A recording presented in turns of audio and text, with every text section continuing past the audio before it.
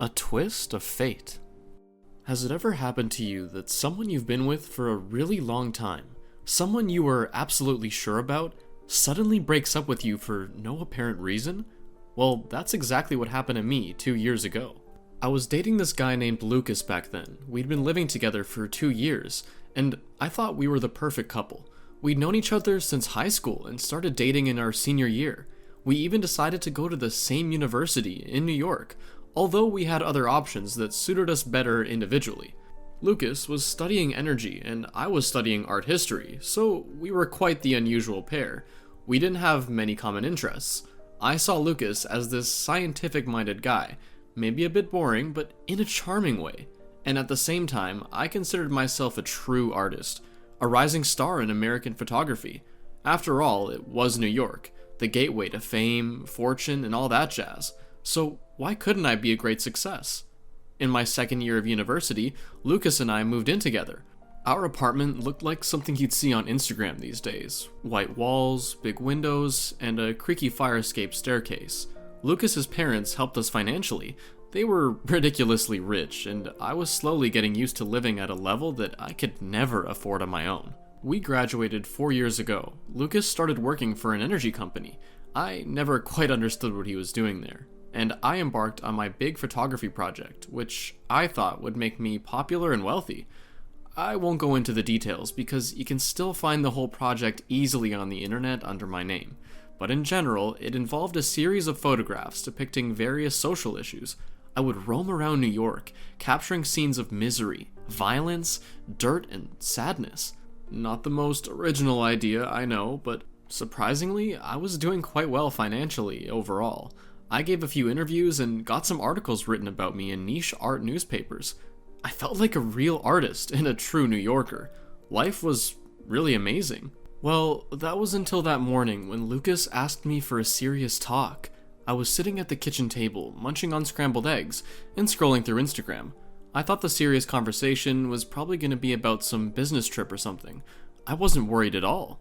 "Sure, what's up?" I asked casually. "We've been together for a really long time," Lucas said, sitting down with me at the table. "Yeah, and?" I urged him on, still thinking everything was fine.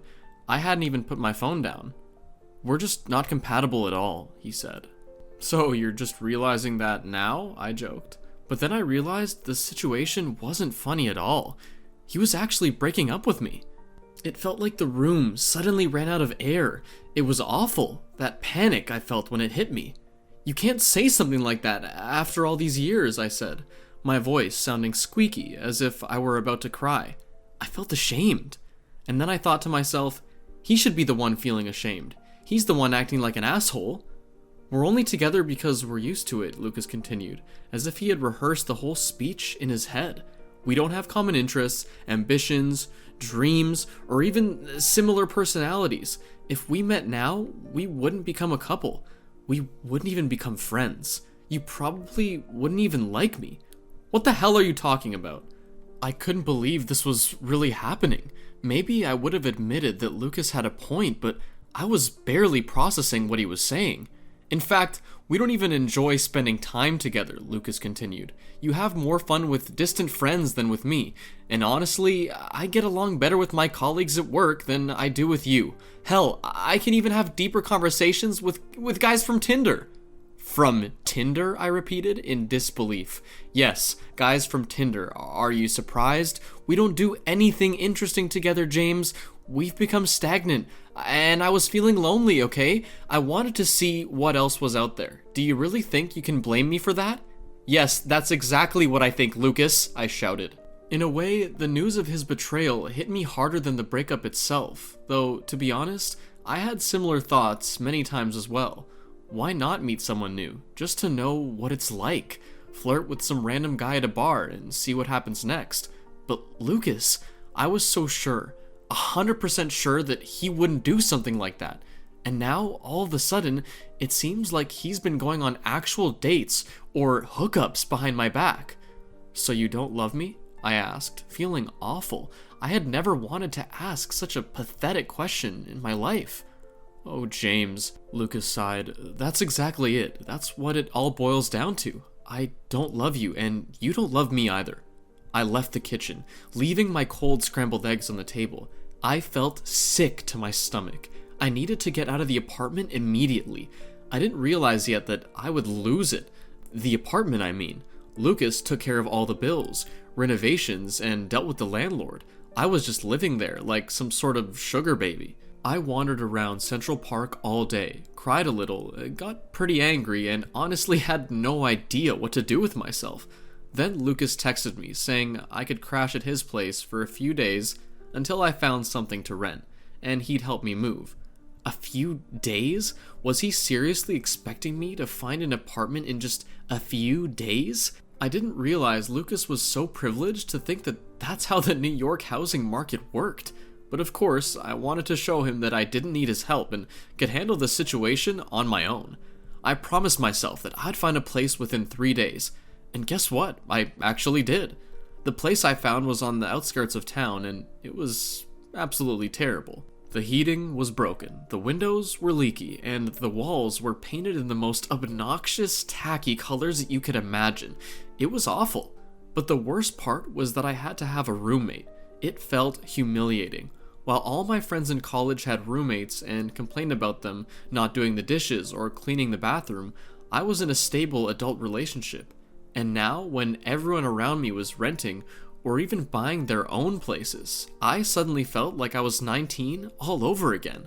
My roommate turned out to be Max, a 28-year-old guy of German Jewish descent. The ad said he worked as an editor at a magazine. At first, I thought he must be a loser. Crappy job, crappy apartment, probably a crappy love life too. It took me a while to realize that I was in the same boat. When I first visited the apartment, I caught Max in the middle of reading a book. He let me in and then just went back to reading, not saying a word. I thought it was kind of rude, reading on the couch without acknowledging my presence. I pretended to check out the room, but honestly, there wasn't much to see. No decor or anything. So I ended up staring at Max. He was good looking, tall, slim, with dark hair and a serious expression, wearing those thin-framed glasses. Seemed like an intellectual type, or maybe I just thought that because he was engrossed in a book instead of having a normal conversation with me. Alright, I'll take the room, I said after about 10 minutes. Honestly, it could have been a prison cell and I would have still taken it. I had no other choice. Cool, replied Max. The owner will be here the day after tomorrow, so you can sign the contract, but you can start bringing your stuff whenever you want. He didn't say anything else. No nice to be roommates or anything. What a jerk. I left the apartment, secretly hoping I wouldn't have to stay there for too long. The next couple of hours, I called up my college friends and some photographers I knew from work, asking if anyone needed an extra hand for a project. I tried not to sound desperate, but let's be real, I didn't do a great job. No one seemed interested. It was then that I realized I wasn't some rising star in New York photography, or an avant-garde artist. I was just an average, unemployed person. So I moved my stuff to the new apartment and immediately started looking for work. But who would have thought there weren't many job opportunities for art history graduates, especially those without any experience apart from one project from years ago. There was only one company that wanted to hire me, and that was the same one I applied to out of sheer desperation. They were an event planning company specializing in weddings, and they needed a wedding photographer. Talk about ironic. I'd just gotten out of a relationship, and now I was supposed to be capturing moments of couples getting married. It felt like some twisted form of masochism. In the beginning, it was tough, especially if I ended up at a gay wedding. I would take really great pictures, artistic and with my own unique vision, and then I'd lock myself in the bathroom and cry. Sometimes I drank too much of the alcohol meant for the guests and sent some nonsensical messages to Lucas. Eventually, I got somewhat used to the weddings, but it still wasn't my dream job.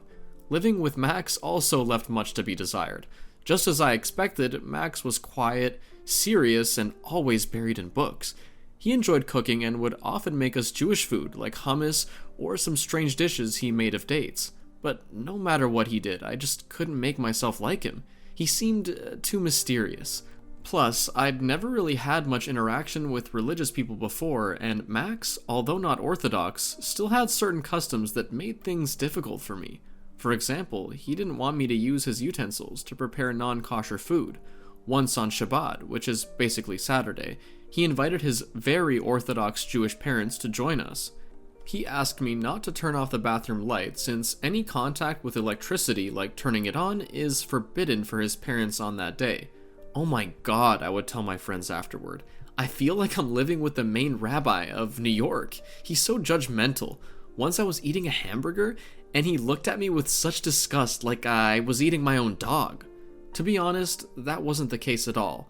Max didn't even spare me a glance while I was eating my hamburger, but hey, I enjoyed complaining and telling everyone how terrible things were. One evening, as I was coming back from dinner with friends, I unexpectedly ran into Lucas on the street. I was taken aback, even though I'd been imagining meeting him for months now. He looked exactly the same as the day I moved out.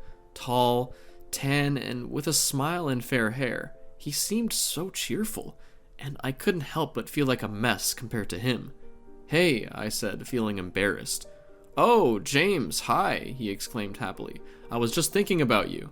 My stomach flipped wildly. God, it felt so good to hear something like that from him. "Well," I mumbled awkwardly, "we haven't seen each other in a long time."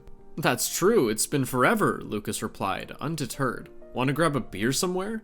You can catch me up on how you've been." He acted as if he hadn't received those pathetic, drunken text messages I sent him during weddings.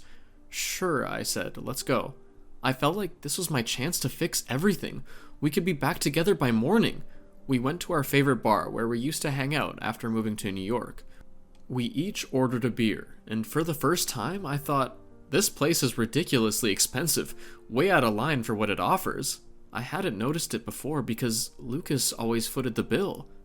"I'm a wedding photographer," I said, when Lucas asked what I was up to. "Oh, you're working in the field," he replied, sounding surprised. I was slightly offended by that. "And are you seeing anyone?" he asked. "Yeah, a little bit. I mean, it's a really casual thing." I lied. I didn't want to admit that I couldn't attract anyone anymore and that I was living a celibate life. "Well, tell me about this lucky guy," Lucas encouraged me. "It's actually a few different guys I made up. Once in a while, I'll have something going on with my flatmate." "James, you idiot, why'd you say that?" I felt like even the strangers at the other tables knew I was lying, but Lucas didn't seem to suspect anything. "Well, that's cool. Good for you," he said, sounding unfazed. "And what about you?" I asked, trying to change the subject.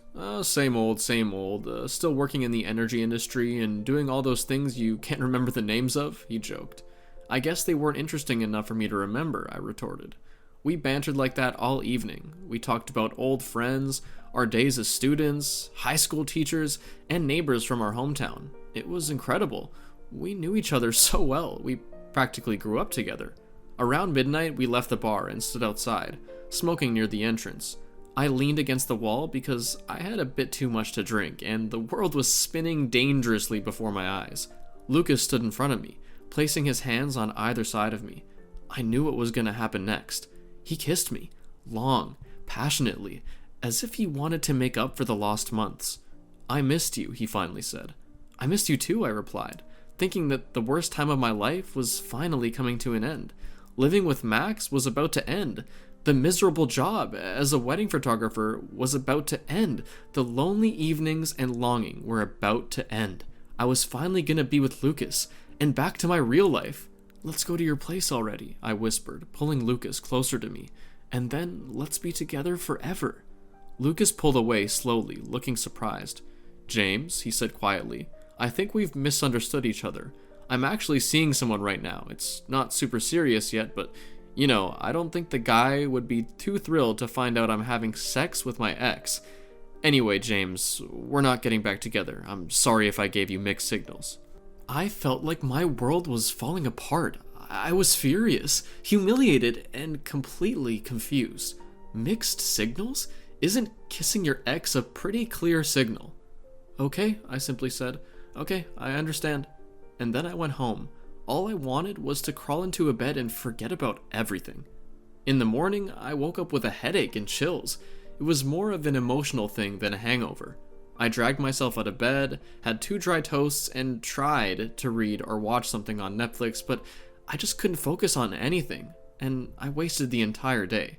Towards the evening, Max called me into the kitchen. I ordered sushi, he said, as I stood at the entrance of my room. I thought you could eat with me. I was about to say no when I realized how hungry I actually was, so I winked and said, okay, thanks. We ate sushi in the kitchen.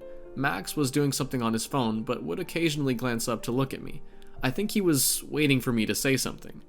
I didn't know you ate sushi, I finally spoke up. Why? Because I'm Jewish? You know, James, we can do some things. Yeah, I know, it's just, you don't give off the vibe of a guy who eats sushi. I'm not cool enough? He teased. I raised my hands in surrender. Alright, Max said, indicating that the topic of sushi was over. Do you want to tell me what's going on? You've been moping around all day, even more than usual. Did something happen? No, I just don't want to talk about it, I replied. I was surprised that he even brought it up. Sure, we were roommates, but we were also strangers. Why would he care about how I felt? I wasn't planning on sharing my personal stuff with him. Or so I thought, because suddenly, a few minutes later, I found myself talking.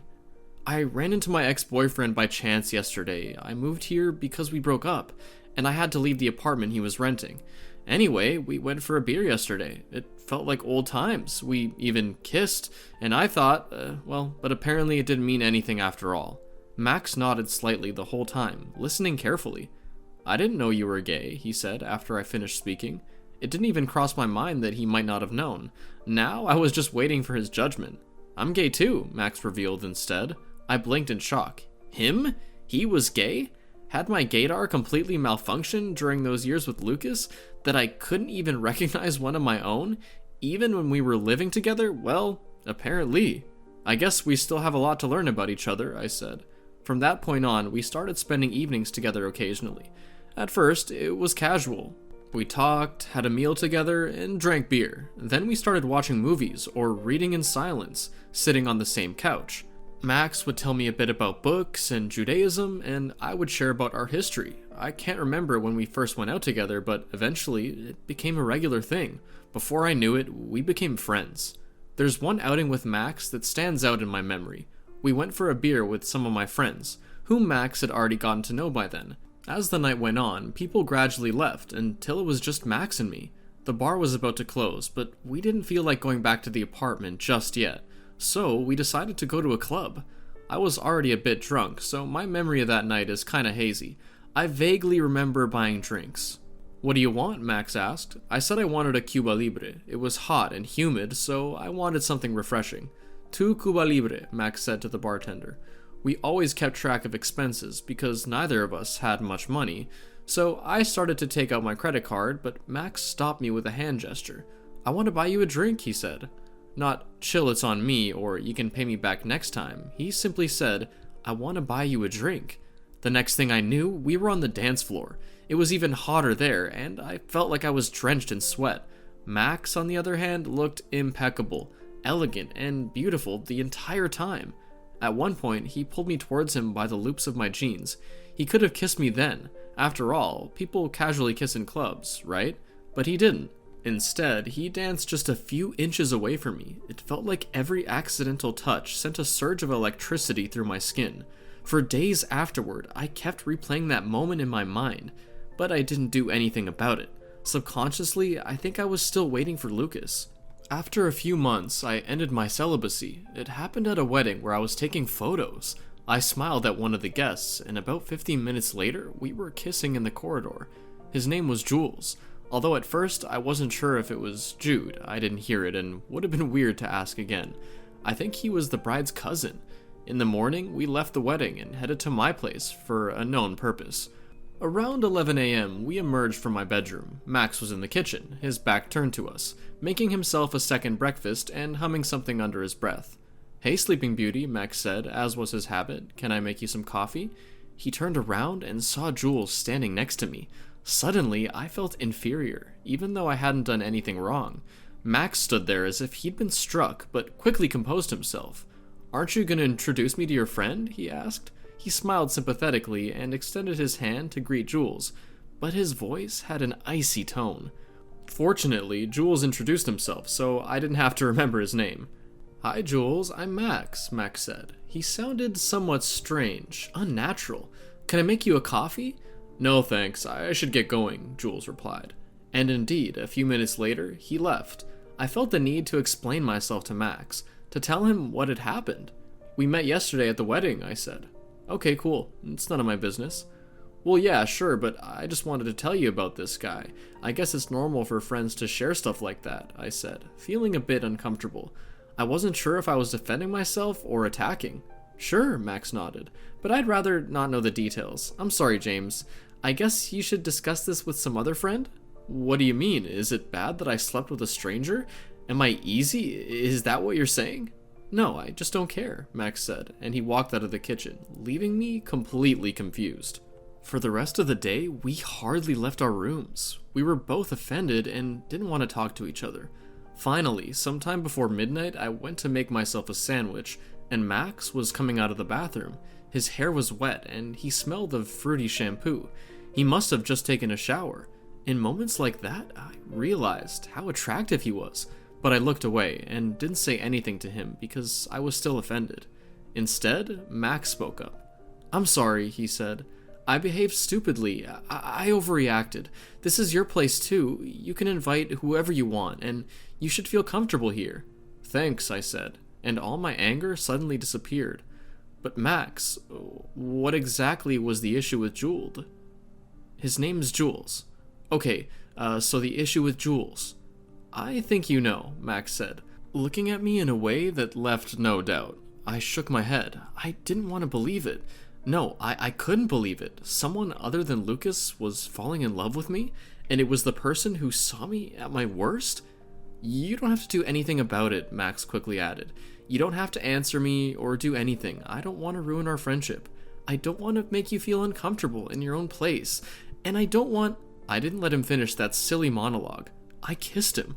I pushed him against the countertop and kissed him passionately, tangling my fingers in his wet hair. It was different than with Jules. Different than with Lucas, and it felt so right. About 2 months later, the COVID-19 pandemic began. More restrictions were imposed, and the city slowly became empty. Of course, I was scared. I called my parents every day to check how they were. I urged my friends to stay home, wear masks, and sanitize their hands. But beyond the fear, the lockdown wasn't a bad time for me. Max and I stayed at home, reading, cooking, and talking about everything, playing board games and cuddling in silence for hours. We had all the time in the world to learn everything about each other, our flaws, qualities, habits, and childhood stories, and even birthmarks on our skin. We almost didn't separate. "I'll go and make us some tea," Max said, for example, as we lay together in bed. "Stay for another 5 minutes, I replied. "Don't leave me. You know, you can always come with me to the kitchen." "I know, but let's lie down for 5 more minutes. Maybe it was a good thing that this stage of our friendship coincided with the pandemic. We would have been insufferable to all our friends. Around 3 or 4 months into the pandemic, I got a call from Lucas. Without any greetings, he asked if we could meet at the center. "At the center? Are you sure?" I asked. "Everything's closed."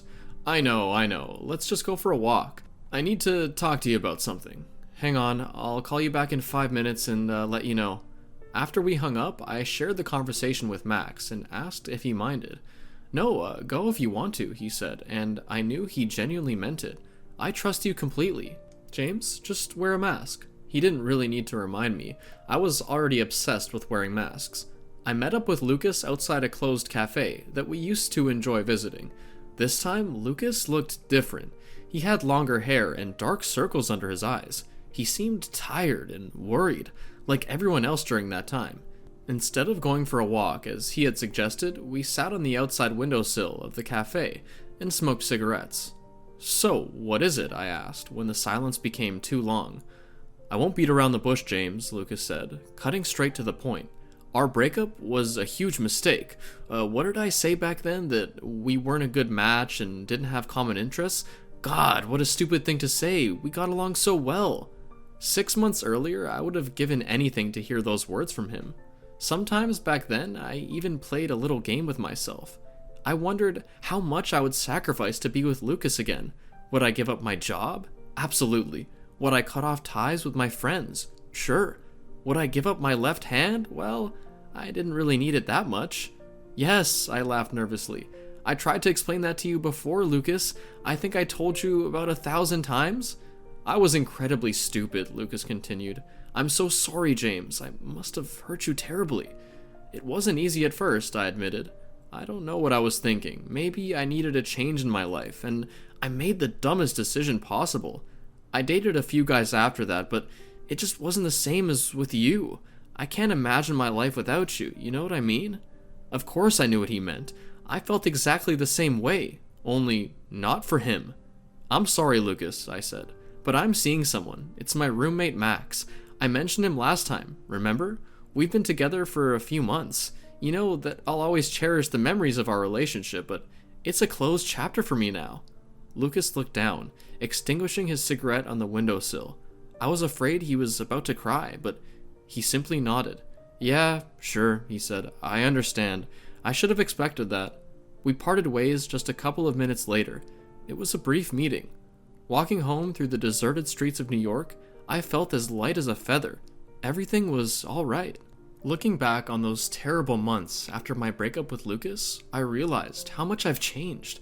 Is it possible that I misjudged Max when we first started living together? Now I see his goodness, tenderness, gentleness, and wisdom, and I just can't believe I didn't see it from the beginning. And the job I didn't enjoy as a wedding photographer, now I absolutely love it. I rejoiced like a child when the pandemic finally ended, and people started having lavish weddings that I could capture. Maybe I haven't become a wealthy, extravagant artist in a trendy apartment, but, well, it doesn't really matter, does it? I have everything I could have ever wanted. The end. Consider subscribing to become a part of our rainbow force, and stay wholesome.